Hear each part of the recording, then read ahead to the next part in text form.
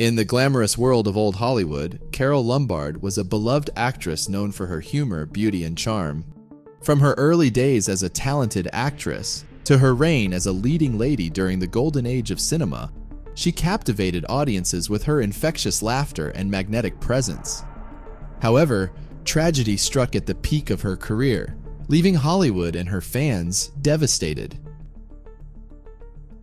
Join us as we explore the incredible journey of Carole Lombard, from her meteoric rise to her untimely demise. Carole Lombard was born as Jane Alice Peters on October 6, 1908, into a wealthy family in Fort Wayne, Indiana. After her parents split, her mother took the kids and moved to Los Angeles in 1914. And with their father's financial support, the family could live comfortably and settled into an apartment near Venice Boulevard.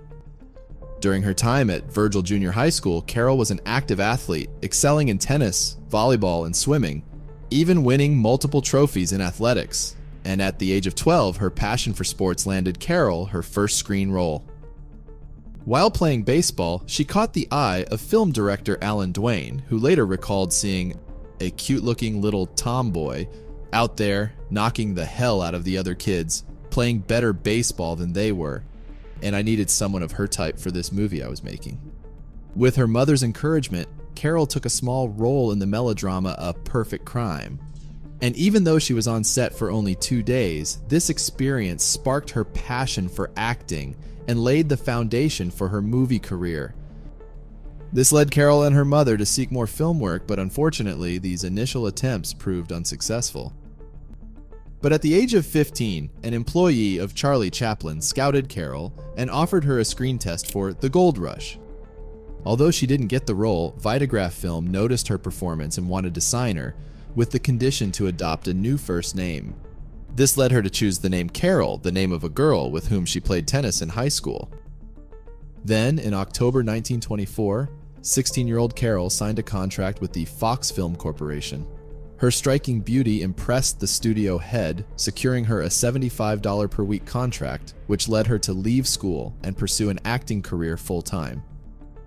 Most of her roles at Fox were minor parts in low-budget westerns and adventure films. Carole later remarked, "All I had to do was simper prettily at the hero and scream with terror when he battled with the villain." But despite this, she enjoyed the other aspects of the film industry, including photo shoots, costume fittings, and socializing with fellow actors on set. Then, on September 9th, 1927, something terrible happened. 18-year-old Carole was on a date with a man named Harry Cooper when their car collided with another vehicle on Santa Monica Boulevard. The impact caused the windshield to shatter, and shards of glass severely cut Carole's face from her nose and across her left cheek to her eye. She had to undergo reconstructive surgery and faced a long and challenging recovery period. Carole even filed a $35,000 lawsuit against Harry, holding him responsible for the big scar on her face. However, she eventually settled for $3,000. At that time, Carole was already under contract with Mack Sennett, a producer known as the King of Comedy. Carole feared the accident would end her career, but Mack promised to support her recovery. He provided her with lucrative film roles and significant publicity, including the nickname Carole of the Curves, to shift the audience's focus away from her facial scars. With the help of makeup and careful lighting, Carole learned to conceal the marks and went on to shine in Mack Sennett's films, where her physicality and sensuality were the key elements of her performances. Although Carole initially had doubts about slapstick comedies, she became one of Sennett's bathing beauties, appearing in 18 silent short comedies between 1927 and 1929. Reflecting on her time with Sennett in 1940, she described these years as the turning point of her acting career. But Carole's big breakthrough came with the film 20th Century in 1934, where she starred alongside John Barrymore. At first, Carole was intimidated by working with such a big star, and it wasn't until the director threatened to fire her that Carole let her fiery personality shine through on screen. This film established her status as a leading comic actress of the 1930s, showcasing her unique blend of sophisticated glamour and bold audacity. 20th Century was the first of 4 comedies for which she is best known, including My Man Godfrey, Nothing Sacred, and To Be or Not to Be. Then, at a Hollywood party in early 1936, Carole reconnected with Clark Gable, who is best known for his role in Gone with the Wind. The two had initially met during the filming of No Man of Her Own in 1932, but despite having filmed a lot of intimate love scenes together, it wasn't until this party that their romantic spark truly ignited. The two soon purchased a 20-acre ranch in Encino, California, where they kept barnyard animals and enjoyed hunting trips. Eager to start a family, Carole faced heartbreak with 2 miscarriages and numerous unsuccessful visits to fertility specialists, ultimately finding out she was unable to have children. By 1937, Carole had become one of Hollywood's most popular actresses and the highest paid star in Hollywood, thanks to a deal with Paramount that earned her $450,000, more than 5 times the salary of the US president at the time. While she is best remembered for her comedic talent, Carole was also a highly capable dramatic actress, as seen in Vigil in the Night, and They Knew What They Wanted. What is your favorite Carole Lombard movie? Let us know in the comments below. In January 1942, Carole was at the peak of her career, but then tragedy struck. After the US entered World War II, Carole visited her home state of Indiana to support a war bond rally. A war bond is a form of government debt that's used to finance military operations during wartime, allowing citizens to support the war effort financially. Along with her mother, Bessie Peters, Carole worked at a table in the Indiana State House, where those who pledged for defense bonds received receipts with her printed autograph and photograph. In one evening, Carole managed to sell over $2.1 million worth of war bonds, a huge success. Then, after a brief reception at the governor's mansion, Carole attended a concert and rally at the Cadle Tabernacle. The final footage of Carole captures her leading the crowd, urging them to cheer loud enough to be heard in Tokyo and Berlin. A rousing cheer that will be heard in Berlin and Tokyo.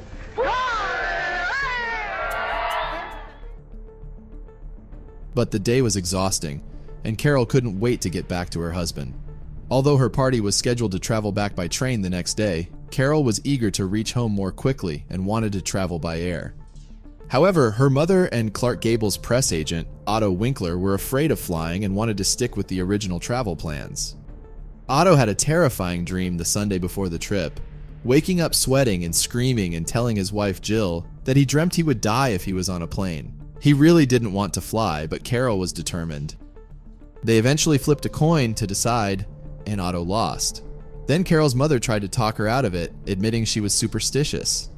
She was into numerology and told Carole that they shouldn't get on this plane because a certain number appeared 3 times, indicating bad luck. But despite their concerns, Carole was not going to change her mind. So in the early morning hours of January 16th, 1942, Carole, her mother, and Otto boarded a Transcontinental and Western Air twin-engine Douglas DC-3382 with registration number NC-1946 for a scheduled domestic flight from New York to California, with several stopovers. Upon arriving in Albuquerque, the 3rd stopover of the flight, Carole and her companions were asked to give up their seats to make room for 15 U.S. Army Air Corps personnel flying to California, as they should get priority due to the ongoing war. However, Carole was very persuasive and insisted on continuing the flight, arguing that she had sacrificed a lot already to raise money for war bonds. She convinced the station agent to let her group reboard the plane, and a few other passengers, including violinist Joseph Szigeti, were removed instead. Furthermore, the original flight crew was replaced by a new crew, and due to the higher passenger load and forecast headwinds, a refueling stop was planned at Winslow, Arizona. However, once in the air, the new captain decided to skip the Winslow stop and proceed directly to Las Vegas. After refueling in Las Vegas, TWA Flight 3 took off again at 7:07 p.m. on a clear, moonless night for its final leg to Burbank. Carole's already terrified mother and her husband's manager, Otto, clutched each other's hands, their thoughts filled with anticipation of finally reaching home. But just 15 minutes later, their hopes turned to horror. The plane, flying 32 miles southwest of the Las Vegas airport and nearly 7 miles off course, met with disaster. Before the pilots could do anything, the plane crashed into Double Up Peak on Potosi Mountain, striking at an altitude of 7,770 feet, about 80 feet below the cliff's top and 730 feet below the summit. The impact was devastating. The crash left behind a scene of destruction with twisted metal and shattered lives scattered across the mountainside. All 22 people aboard, including Carole Lombard, her mother, Otto Winkler, and 15 U.S. Army soldiers, were killed instantly. 33-year-old Carole Lombard, who had just raised millions for the war effort, was gone. President Roosevelt later called her Hollywood's first casualty of World War II. Meanwhile, Clark Gable had just endured a week apart from Carole Lombard, their longest separation since they fell in love in 1936. Waiting eagerly for Carole at the airport, Clark was instead met with devastating news. Carole's plane had crashed near Table Mountain, Nevada, killing all 22 people on board, including his close friend Otto and Carole's mother. But despite reports that everyone on board was presumed dead, Clark insisted on flying to the crash site, refusing to believe it was true. Once in Las Vegas, he pressed to join the search, ignoring warnings about the dangerous terrain. But the search confirmed the worst. The plane was wrecked, and all aboard were dead. Dressed in a somber suit and dark sunglasses, Clark Gable had to be restrained from seeing Carole's body. She wouldn't want it. Journalist Adela Rogers advised him. There wasn't much left to autopsy, and Carole's remains were identified by a diamond and ruby clip that Clark had given her as a Christmas gift, their last one together. Shortly after the accident, Clark joined the United States Army Air Forces, seeking a way to cope with the grief of losing the love of his life. He later attended the launch of the SS Carole Lombard on January 15, 1944, the 2-year anniversary of Carole's war bond drive. The ship went on to rescue hundreds of survivors from sunken ships in the Pacific, returning them to safety. After the accident, the Civil Aeronautics Board launched a detailed investigation. Eyewitness and other evidence suggested that Flight 3 deviated 10 degrees to the right of the designated airway after leaving Las Vegas, leading it into high terrain above its 8,000-foot altitude. This suggested that the crew likely didn't use radio navigation to stay on the designated airway, which would have kept them clear of obstacles. Instead, they seemed to rely on a compass heading. Visibility was generally good, but navigating in the winter darkness made things difficult. Additionally, to guard against potential Japanese bomber threats during World War II, safety beacons that normally guided night flights were turned off. This left the pilots of TWA Flight 3 without crucial visual warnings of the mountains in their path. However, it was noted that one important beacon was functioning normally.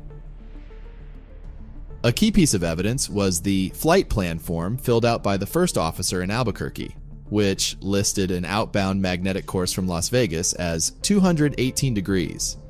This form was not signed by the captain, despite a company requirement to do so. The course of 218 degrees, flown at 8,000 feet, was below the terrain in that area, indicating a possible error. The CAB speculated that the crew mistakenly used the Boulder City outbound course of 218 degrees, a route they were familiar with, instead of the correct Las Vegas course. The CAB's final report stated the probable cause of the crash as follows. Upon the basis of the foregoing findings and of the entire record available at this time, we find that the probable cause of the accident to aircraft NC-1946 on January 16, 1942, was the failure of the captain after departure from Las Vegas to follow the proper course by making use of the navigational facilities available to him. In 1962, Jill Winkler Rath, the widow of Otto Winkler, filed a $100,000 lawsuit against Clark Gable's $2 million estate over Otto's death. Jill claimed that Clark had promised to provide her financial support if she refrained from suing the airline. Jill later discovered that Clark settled his own claim against the airline for just $10 because he did not want to repeat his grief in court, and he ultimately did not include any financial aid for her in his will. The Los Angeles Superior Court dismissed the suit. At the time of her death, Carole Lombard's final film, To Be or Not to Be, was in post-production. Allegedly, the producers decided to cut a line in which Carole's character asks what can happen on a plane, out of respect for the circumstances surrounding her death. In 1999, the American Film Institute ranked Carole Lombard 23rd on its list of the 25 greatest American female screen legends of classic Hollywood cinema. Additionally, she has a star on the Hollywood Walk of Fame, which is also featured in the movie Pretty Woman. As we conclude our look at Carole Lombard's life, we remember her as one of Hollywood's brightest stars. She remains a beloved icon of Hollywood's golden age, remembered for her wit, beauty, and the timeless appeal of her films. It's sad to think about the potential success she might have had if not for that tragic night in January 1942.